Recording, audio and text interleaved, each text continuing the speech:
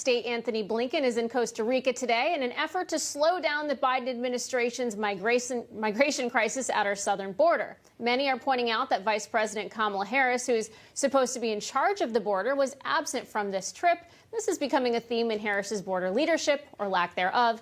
It's been 69 days since she was assigned that role, and she still hasn't visited the border or even held a press conference. Recently, the vice president's team has been working overtime to make sure that everyone knows that Harris has nothing to do with the actual southern border. She's just there to focus on the causes of migration. She's focused on everything from governance to climate change to tackling food insecurity in these countries to really get at what is causing these people to surge to the border. Of course, corruption, gang violence, all of this is within her remit, but she has wanted to emphasize both internally and publicly, frankly. Her team has come out and said publicly, look, we do not own the issues at the border. Steve, I think at this rate, this is going to be a problem that's going to be affecting the Biden administration long into probably the next election. Yeah, unfortunately, in our entire country. It's so obvious to me, by the way, watching Natasha Bertrand there from CNN, it's so obvious to me that this is a propaganda mission from Harris's office. She is clearly getting this information out to sources like Bertrand who are willing to do her bidding to try to go out there and run interference then in the media and say, oh, this border conflagration? No, that's not our problem. Only the Southern Hemisphere or the Central American issues are our problem. Yeah, well, we want to bring in former White House Chief of Staff Mark Meadows to talk more about this. Chief Meadows, thank you so much for being here tonight. Great to be with you both. Thanks so much. Well, when we talk about these root causes that the vice president is supposedly trying to address in Mexico and in Central America, they seem to leave out the fact that there are now even a surge of people coming in from other countries because essentially they know the borders are open. They said 33,000 in April of 2021, according to DHS data, crossed from countries other than Mexico and the Northern Triangle. They're coming in from Haiti, Cuba, Romania, India, and elsewhere. It seems like they're missing the mark here. What do you say? Well, they're not only missing the mark, but what we also see is a great retreat from Kamala Harris and Joe Biden. It's interesting. They want to find the root cause of what causes this immigration surge when the answer is staring them right there in the face. And yet when it comes to the Wuhan virus, they're canceling investigations that look at the root cause of that. And so, it's interesting. Tony Blinken goes down to Costa Rica when most of our problems are not actually in Costa Rica.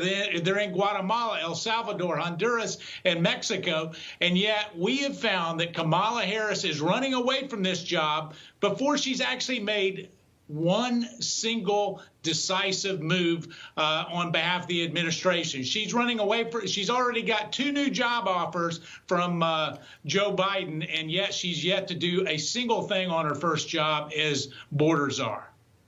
Right. And it seems, Chief Meadows, that she's getting a lot of PR help here from CNN. I want to play another clip of Natasha Bertrand and then get your reaction. Let's listen. The vice president's team, I should say, did not want her to get saddled with all of this politically fraught information, this politically fraught situation. And so they've sought to make it very clear, both internally and publicly, that she is focused on diplomacy and efforts in the Northern Triangle to really address the root causes here of migration. Chief Meadows, it seems to me that Kamala Harris and her team, they ought to be sending a gift basket over to Natasha Bertrand and to CNN for this PR operation. Your thoughts? Well, yeah, I mean, they should be putting CNN on their payroll, Steve. The interesting thing is they're putting more rules on the media than they are rules at the border. And when you look at Kamala Harris, I mean, it's pretty sad when the coach goes to the locker room before the game even gets started. Now, and the other thing that broke today is they permanently have stopped the Remain in Mexico policy. That was officially done away with today. So they're exchanging the Remain in Mexico policy for a Remain in Chaos policy that really goes to the feet of Kamala Harris and Joe Biden. Chief Meadows, President Trump today praising Governor Abbott of Texas, saying that he's done great work with the border. Curious, as Kamala Harris, we say often on the show, is inching closer and closer to perhaps taking over the presidency, do you think Democrats are concerned about the lack of action and the way this is just spiraling out of control in regards to looking at future elections? Well, I think they are concerned, and they have every right to be concerned. I can tell you, I've talked to a number of ranchers and farmers in Texas. They said they have not seen conditions like this in over 2 decades. And when you look at what's happening at our border, over 500,000 people have already come across illegally just in the first 110 days of this administration. It's very, very troubling. But they don't seem to have an answer or care. I mean, it's amazing what they had. Secretary Mayorkas today talk about the fact that President Trump had mixed results. I guess that's because they've had horrific results, and they think that somehow mixed results should trump that, so to speak. You know, Mark, if we can get you out of here on this question, please.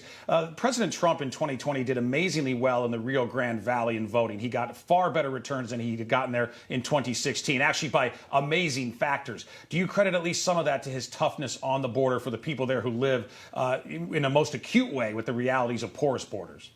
Well, they see it. They see what happens when the cartels take control of the border. President Trump was strong on the border security, whether he was speaking in Texas or South Florida. And what happened? Hispanic, Latino voters turned out in record numbers. And I can tell you, the Customs and Border Patrol agents, they're with President Trump. The American people will be. And ultimately, his decision to secure our borders will help moms everywhere know that their neighborhoods are more secure as well. That's right. And Customs and Border Patrol, the most Hispanic agency of the entire U.S. federal government, and strongly behind President Trump and the America First movement. Mark Meadows, thank you so much for your time this evening. Thank you both. Good to be with you. Good night.